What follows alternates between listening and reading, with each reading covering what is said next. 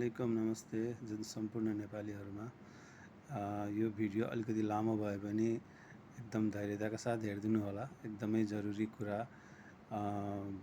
हाम्रो म विगतको भिडियोहरूमा पनि मैले त्यसको बारेमा आफ्नो पीडा एउटा हुन्छ नि त, मान्छेलाई जुन यो घटनाको पीडाहरू व्यक्त गर्ने कोसिस अथवा मतलब यो बताउने कोसिस गरिरहेको थिएँ। अब तर म कुनै भाइरल त होइन, मेरो न त्यस्तो भ्युज नै छ होइन। मैले त्यो भ्युजको लागि पनि होइन, एउटा आफ्नो आत्मा शान्तिको लागि, यो आफ्नो मनको एउटा हुन्छ नि त। अब जुन भएको घटनाहरूलाई लिएर कुरालाई लिएर मैले अब अलिकति कुनै कुरा बढी पनि बोली होला, त्यसको लागि क्षमा चाहन्छु। जस्तै जिएनजीको बारेमा मेरो त्यतिखेर गलत धारणा रहेछ सायद, अझै पनि एकदमै उ त छैन होइन। मान्छे हुन्छ नि एकदमै यसले नै गरे भने कुनै एकदम डिक्लियर त भएको छैन होइन। सायद अब खोइ कसले गरेको हो, तर गर्नेले जति पनि क्षतिहरू संरचनाको त्यो साह्रै दुःखद लाग्दो एकदमै नराम्रो हो। त्यो चाहिँ म 100% नै नराम्रो भन्छु होइन। त्यसको चाहिँ म जहिले पनि विरोधै गर्न, मन मात्रै नभएर सारा नेपालीहरूले गर्नुपर्छ। र जति पनि यो संरचनाहरू, देशको संरचनाहरू जलाइयो, सत्यानाश भन्छ नि, एउटा बर्बाद गरियो। अब सरकारी कार्यालयहरू के रिस क्या मान्छेहरूलाई, सरकारी कार्यालयसँग, सिंहदरबारसँग। हाम्रो देशको संरचना एउटा राम्रो चिजलाई जलाएर बर्बाद गरेर नष्ट गरेर के फाइदा होइन। आखिर देशको सम्पत्ति बर्बाद भयो, देशको संरचना बर्बाद भयो। अदालत, विभिन्न सरकारी कार्यालयहरू, ब्याङ्कहरू, प्रहरी, मतलब के भन्छ, ट्राफिक कार्यालयहरू, ट्राफिकको गाडीहरू, कहाँ कहाँ चौकीहरू, सब योसँग के को रिस होइन मान्छेलाई।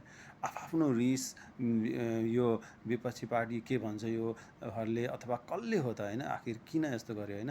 त्यो मात्रै नभएर होइन, अब सबभन्दा दुःख अझै पनि म यो भिडियोमा पनि भन्न चाहन्छु, भाटबटिनी जुन जलाइयो होइन, हाम्रो देशको भाटबटिनी जलाइयो। एकदमै एउटा देशलाई एउटा अलग पहिचान दिने क्या, एउटा हुन्छ नि त, अलग पहिचान दिने एउटा देशको स्ट्यान्डर्ड देखाउने हुन्छ नि त। अब स्ट्यान्डर्ड लेभलमा देखाउने, विदेशीहरू आउँछ नि त होइन। ओहो, नेपालमा पनि यस्तो स्ट्यान्डर्ड मार्केट रहेछ होइन, स्ट्यान्डर्ड लेभलको मार्केट रहेछ भन्ने उहाँहरूले देख्नुहुन्छ होइन, उहाँहरूले देख्न पाउनुहुन्छ। त्यो एउटा मैले एकदमै यो एकदमै गर्वको कुरा थियो होइन, एकदमै राम्रो कुरा थियो। तर त्यो रहेन, धेरै ठाउँमा जलाएर। र म केही भिडियोहरू मैले आज पनि हेरेँ, केही भाटबटिनी स्टाफकै, अनि उहाँहरूको जुन मिनबहादुर गुरुङ सर हुनुहुन्छ, उहाँको पनि मैले र सल्युट गर्छु उहाँलाई होइन। उहाँको काम, उहाँको धैर्यता, उहाँको एउटा भनौँ न आत्मविश्वास, अनि के भन्छ एउटा हिम्मत देखेर क्या म उहाँलाई सल्युट गर्छु बार बार। कि उहाँले यति हुँदापरि पनि 10 अरब भनेको त सानो कुरा होइन नि, 10 अरबभन्दा माथिको क्षति होइन, 10-11 अरब लगभग, अथवा उहाँको क्यालकुलेसनमा अहिले त्यति आएको छ, आजको भिडियोमा मैले हेरेको थिएँ।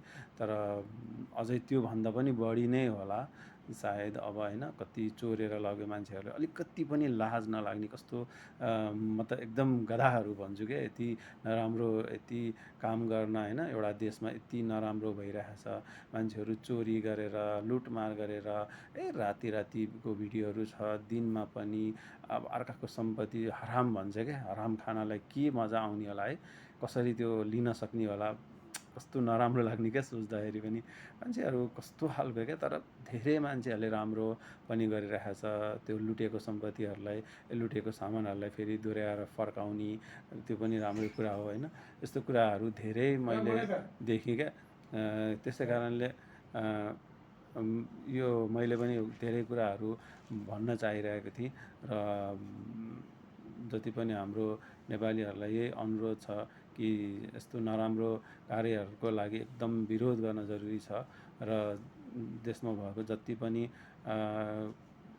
जो नुक्सानहरू छ, जुन अब जति पनि संरचनाहरू, र जति पनि हाम्रो यो मिनबहादुर सरको भाटबटिनी, यसको लागि आवाज उठाउने, ठाउँ ठाउँमा यसको कुराहरूलाई मतलब भनौँ न, उहाँलाई न्याय मिलोस् होइन। उहाँ त हिम्मत छ, म मान्छु उहाँको हिम्मतलाई होइन। तैपनि उहाँको नुक्सानलाई होइन, कसरी हुन्छ, सरकार पक्षबाट पनि उहाँको राम्रो मतलब एउटा होस् होइन, उहाँको जुन जति पनि नोक्सानमा उहाँलाई इन्साफ मिलोस् हो कि भन्ने होइन, त्यस्तै होस्।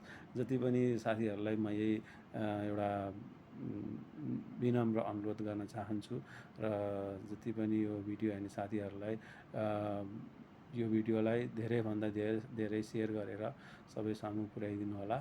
मलाई कुनै भाइरल हुनको लागि त होइन, तर सारा नेपालीहरूमा मैले अझै कुरा गर्न जोडेँ क्या। मैले जस्तै त्यहाँ कति मान्छेहरूले त्यो बहिनीको एउटा भिडियो मैले भाटपाटिनीको स्टाफे पोखराको उहाँको भिडियोमा गाली दिइरहेछ क्या मान्छेहरू। त्यो सही त गर्यो नि, उहाँ केपी ओली र उसमा के फरक छ र मिनबहादुरमा भनेर भनिरहेछ क्या। त्यस्तो गधाहरूको के बुद्धि के, कस्तो खालको नेपालीहरू छ कि, नेपाली भएर म त नेपाली नै होइन भन्छु कि त्यस्तो कुकुरहरूलाई। किनकि के बोलिरहेछ क्या, के उहाँ र कसरी भाटपाटिनीको जो केपी ओली जस्तो हत्यारा, एउटा हत्यारै के भन्ने होइन, अब त्यत्रो जुन त्यत्रो 20-15-20जना 19-20जनालाई मात्रै नभएर पछि त्यत्रो 70-75जना पुग्यो होइन। त्यतिजनाको मृत्युको कारण पनि मान्छेहरूलाई कसरी उहाँसँग दाँच्न सकिन्छ। र उहाँले के गल्ती गर्नुभएको छ कि, उहाँले एउटा बिजनेस गर्नुभएको छ, त्योसँग जलन हो कि मान्छेको होइन। मिनबहादुर सरले जुन बिजनेस गर्नुभएको छ त्योसँग जलन हो कि, रिस हो कि, राग के हो त होइन। त्यस्तो भन्ने कारण के हो। अब कहाँ नेता केपी ओली, उहाँले होला म मान्छु, उहाँले एउटा पार्टीको सपोर्ट गर्नुभयो होला, कुनै पार्टीको समर्थन दिनुभयो होला। जस्तै 2-3 पार्टी 3-4वटा पार्टी छ, तर उहाँले कुनै पार्टी, मलाई एउटा पार्टी मनपर्छ, म त्यसको म उसलाई सपोर्ट गर्छु, त्यो मेरो कसरी मिस्टेक हुन्छ। तर उहाँ एउटा ठुलो बिजनेसम्यान भएको कारणले होला सायद त्यसमा उहाँको गल्ती भयो, कुनै पार्टीको सपोर्ट गर्नु नै। र त्यसै कारणले होला, त्यही रिसले नै हो म भन्छु होइन। कुनै पार्टी उहाँले जुनलाई सपोर्ट गर्नुभयो त्यो पार्टी त अब केही भएन, जसलाई सपोर्ट गर्नु भएन त्यही पार्टीले नै, म भन्छु यो जिएनजीको काम त हुँदै होइन। मैले अहिले धेरै कुराहरूबाट पनि, धेरै भिडियोहरूबाट पनि थाहा पाएँ। हामी त अब न त विदेशमा छौँ होइन, हामीलाई त त्यति थाहा हुँदैन, तै पनि होइन अब धेरै हेर्दाखेरि चाहिँ त्यस्तै लागिरहेछ। तर जिएनजीले चाहिँ होइन नै भन्छु म पनि अहिले जति पनि कुराहरू सुन्दाखेरि। र यो उहाँमाथि भएको अन्याय र यति राम्रो काम गर्ने मान्छेलाई किन यस्तो भनिरहेछ क्या। म त मान्छेहरू होइन, गधाहरू भन्छु क्या। अब उहाँले यति राम्रो काम गरिरहनु भएको छ देशको लागि। म जस्तै काठमाडौँको छु, जस्तै काठमाडौँमा हामी धेरै, आजभन्दा धेरै साल, यति भनौँ न भने आजभन्दा 25-30 वर्ष, लगभग 25-30 वर्षदेखि देख्दै आइरहेको छ। टिचिङ हस्पिटलमा इमर्जेन्सी त्यस्तै थियो क्या, यस्तो फोहोर गनाउने, अनि सरकार पक्षले पनि कहिले केही गर्न सकेन। तर मिनबहादुर सरले यति, त्यसै कारणले उहाँको म रेस्पेक्ट गर्छु, सल्युट गर्छु क्या।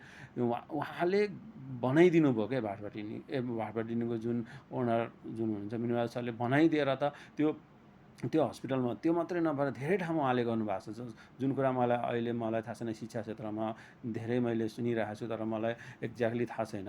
तर पनि मेरो आँखा अगाडि हो नि त त्यो। म केही वर्ष अगाडि मैले एउटा बिल्डिङ देखेँ, लगभग सुनेको थिएँ 10 करोडभन्दा माथिको, र 10 करोडभन्दा माथिको त्यो अहिले प्लस अर्को पनि बनाउनु भएको छ क्या। त्यो यति सुविधा सम्पन्न होइन, राम्रो सफा, कति राम्रो क्या। त्यो पुरानो इमर्जेन्सीमा जाँदा गनाउने फोहोर, यता मान्छे लडेको छ, उता रोएको छ, उता कराएको छ, त्यो एकै ठाउँमा मान्छेले सिट पाएको छैन, भुइँमा बसेर, जमिनमा बसेर इमर्जेन्सी टाइममा अहिले कति सुविधा भयो। अनि उहाँलाई हामीले झन् उहाँको लागि प्रार्थना गर्ने कि उहाँलाई यति नराम्रो गर्ने। कस्तो गधा कुकुरहरू छ जसले देशको लागि यति राम्रो गर्नुभएको छ। टिचिङ मात्र नभएर अरू धेरै ठाउँमा उहाँले यति राम्रो काम, जुन यति ठुलो बिजनेसम्यान छ नेपालमा होइन, यति ठुलो पैसावाला देशकै धनी मान्छेहरूले खोइ के गरेछ अहिलेसम्म, कहाँ गरेछ क्या। म त्यो प्रश्न सोध्छु कि यो मान्छेहरूलाई। र अर्को बिल्डिङ मैले अहिले यो छुट्टीमा गएर मैले हेरेँ, अर्को बिल्डिङ पनि त्यहाँ बनाएर दिनुभएको छ। त्यो सायद के सेक्सन छ मैले अलि याद गरिनँ, त्यसमा पनि टिकटहरू काट्ने यस्तो केही थियो।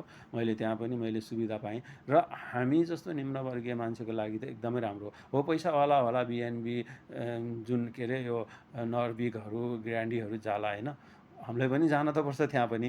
तर पनि त अब हाम्रो लागि मिडियम क्लासको मान्छेको लागि त टिचिङ हस्पिटल एकदम सही हो नि त, चाहे इमर्जेन्सी। तर मेरो धेरै केसेसहरू मेरो थियो क्या टिचिङमा, मैले अब धेरै देख्न। तर एकदम चित्त दुख्ने कुरा चाहिँ यो हो क्या, यो उहाँको यति यो जुन उहाँमाथि यति नोक्सान गरियो होइन, साह्रै दुःख लाग्दो कुरा भयो यति राम्रो काम गर्ने मान्छेलाई। त्यसै कारणले म सारा नेपालीलाई भन्न चाहन्छु, उहाँको सपोर्ट गरौँ, उहाँको समर्थन गरौँ, उहाँलाई अझै हामीले हौसला पनि दिउँ होइन, सबै नेपाली मिलेर यही भन्न चाहन्छु।